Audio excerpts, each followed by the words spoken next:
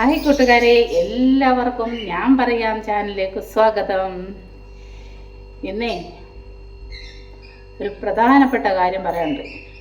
പ്രധാനപ്പെട്ട ഒത്തിരി കാര്യങ്ങളുണ്ട്, അതിൽ പ്രധാനപ്പെട്ട കാര്യം ഇത്. വാർത്തകൾ വായിക്കുന്നത് ആരാന്നറിയണ്ടേ? ഞാൻ. അപ്പോഴേ തിരുവനന്തപുരത്ത് കലോത്സവം തുടങ്ങുക കേട്ടോ. അപ്പോൾ അവിടെ ഒരു നിബന്ധന വെച്ചിട്ടുണ്ട്. എന്തുവാണെന്ന് അറിയണ്ടേ?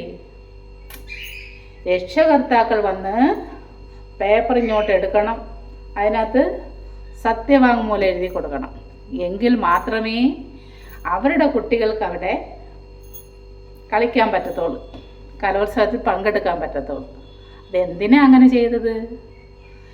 കഴിഞ്ഞ പ്രാവശ്യത്തെ കലോത്സവത്തിൽ വഴക്കുണ്ടായില്ലേ പ്രൈസിന് വേണ്ടിയിട്ട്?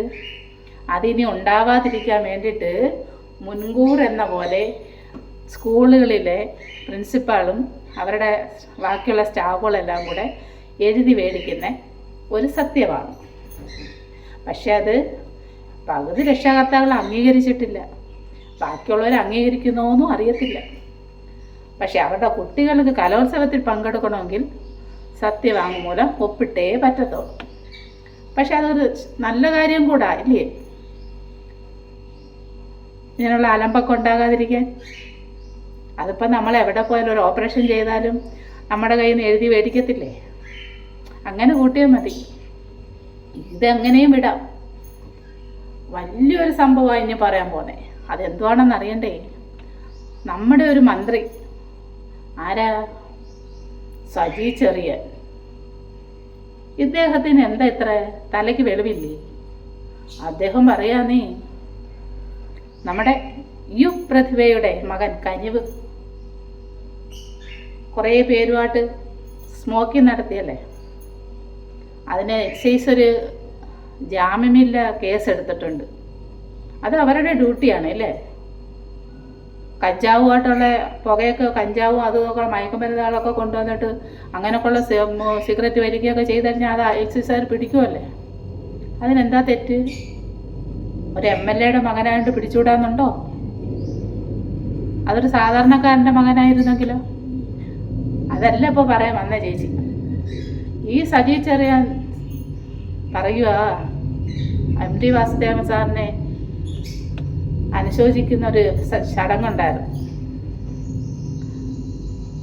ആ ഒരു പരിപാടിയിൽ അദ്ദേഹം പറയുകയാണേ, എന്തിനാ ചീയുള്ളൊരു ചെറുക്കനെ ഒരു സിഗരറ്റ് വലിച്ചെഞ്ചിലേക്ക് ജാമ്യമില്ല കേസെടുത്തിരിക്കുന്നത്?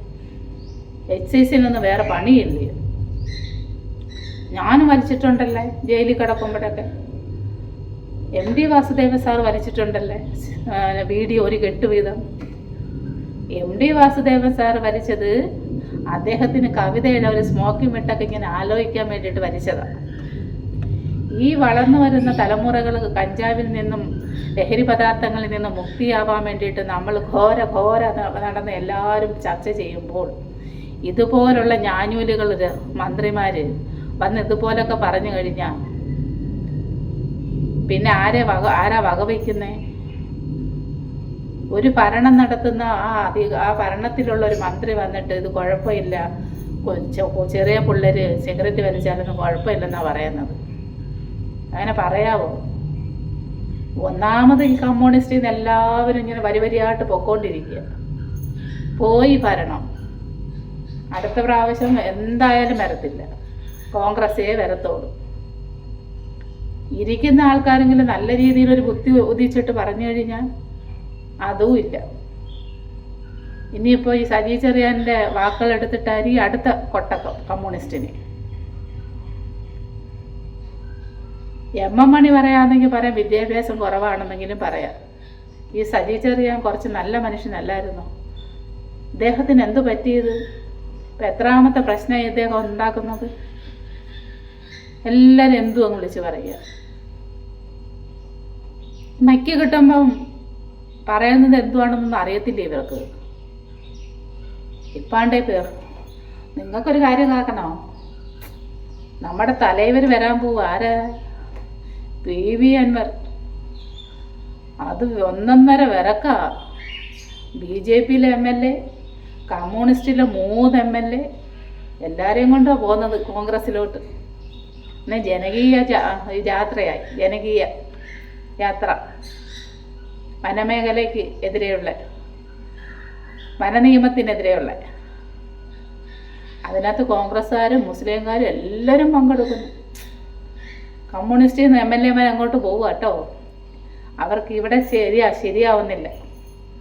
പിന്നെ അതുകൂടാതെ നമ്മുടെ കോൺഗ്രസ്സിലും പൊട്ടിത്തെറി തുടങ്ങി. കോഴിക്കോട് നമ്മുടെ പ്രവീൺ കുമാറിനെതിരെ ഹരിദാസിൻ്റെ പാർട്ടിക്കാർ പോസ്റ്റർ ഒട്ടിച്ചിരിക്കുക. പ്രവീൺ കുമാർ എവിടെ നിന്ന് മത്സരിച്ചാലും ഞങ്ങൾ തോൽപ്പിക്കുമോ. അതെങ്ങനെയാ? ഇവർക്ക് ഓരോ വോട്ടല്ല ഉള്ളൂ. ഹരിദാസ് എന്ന് പറയുന്ന അദ്ദേഹത്തിന് ഓരോ വോട്ടല്ല ഉള്ളൂ. ബാക്കിയുള്ളവരുടെ വോട്ട് എങ്ങനെ ഇങ്ങനെ ഇടണ്ടെന്ന് പറയാൻ അധികാരം ഇയാൾക്കെന്തോ? നമുക്കിഷ്ടമുള്ളവർക്ക് നമ്മളിടും. പിന്നെ പറയാനുള്ളത്, നമ്മുടെ പാലക്കാട് BJPയിൽ അങ്ങ് പൊട്ടിത്തെറിയ. അതൊരു ഒന്നൊന്നര പൊട്ടിത്തെറിയ. സുരേന്ദ്രൻ തരൂർ, അദ്ദേഹത്തിന് പാർട്ടിയിൽ അതൃപ്തിയാണെന്ന് വരും. അതുകൊണ്ട് തൃപ്തി വരാൻ വേണ്ടിയിട്ട് അദ്ദേഹം 100 പേരെയും കൊണ്ട് പോയി ഒരു പുതിയ സംഘടന ഉണ്ടാക്കാൻ പോവുകയാണ്. അങ്ങനെ കേരളത്തിലങ്ങ് ഭയങ്കര സംഘടനയുടെ ബഹളമാണ്. എത്ര സംഘടനകളാണ് രൂപം കൊള്ളുന്നത്. നമ്മുടെ PV അൻവർ സാറ് സടകുടഞ്ഞ് എണീറ്റ് വന്ന് DMK പോയി.